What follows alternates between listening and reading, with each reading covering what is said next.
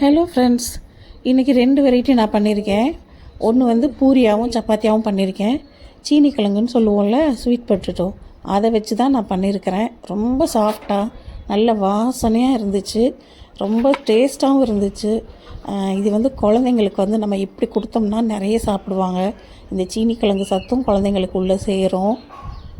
சீனி கிழங்கு அதுக்கு சீனி கிழங்கை நல்லா வேக வச்சுக்கிட்டு நம்ம இதை மாதிரி மேஷ் பண்ணிக்கணும். ஒரிகானோ, என்கிட்ட சில்லி ஃப்ளேக்ஸ் இல்லை, அதனால சில்லி பவுடர் போட்டிருக்கேன். கார்லிக் பிரெட் சீசனிங் போட்டிருக்கேன். உப்பு, கசூரி மெத்தி நல்லா க்ரஷ் பண்ணி போட்டுக்கணும். அப்புறம் சாட் மசாலா கொஞ்சம் போடணும், ஏன்னா அது வந்து டேஸ்ட் கொஞ்சம் எக்ஸ்ட்ராவாக இருக்கும். கொத்தமல்லி வழக்கம் போல் நம்ம நிறைய போட்டுக்கணும். ஸ்வீட் பொட்டேட்டோ கொஞ்சம் திகட்டும், அதனால் நான் வந்து லெமன் புழிஞ்சு வச்சுருக்கேன். எல்லாத்தையும் மிக்ஸ் பண்ணி நல்லா பால் மாதிரி உருட்டி வச்சுக்கணும். இது சாப்பிட்றதுக்கு ரொம்ப டேஸ்ட்டாக இருக்கும்.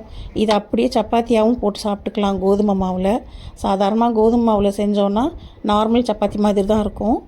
இது வந்து நான் மைதா மாவில் பண்ணியிருக்கிறதுனால கொஞ்சம் எக்ஸ்ட்ரா டேஸ்ட்டாக இருக்கும். குழந்தைங்களும் நல்லா நிறைய சாப்பிடுவாங்க. சீனி கிழங்கு உடம்புக்கு நல்லது தான். சுகர் அப்படி இப்படின்லாம் யாரும் பயப்பட வேண்டாம். பெரியவங்களுக்கும் இதை நல்லா கொடுக்கலாம், நல்லா சாப்பிட்லாம். புசு புசுன்னு வரும் நல்லா போட்டு எடுத்துட்டோன்னா. நல்லா சூப்பராக போட்டு சுட சுட சாப்பிடுங்க. இதெல்லாம் ஒரு சாட்டர்டே சண்டேஸில் செஞ்சோன்னா நல்லா ருசித்து சாப்பிடுவாங்க குழந்தைங்க எல்லாருமே. அதனால் இந்த சீசனை மிஸ் பண்ணாதீங்க. பனங்கிழங்கையும் இந்த சீனி கிழங்கையும் sweet potato chapati ready. Miss பண்ணாமல் யூஸ் பண்ணுங்கள். ஓ சுடு சுடு.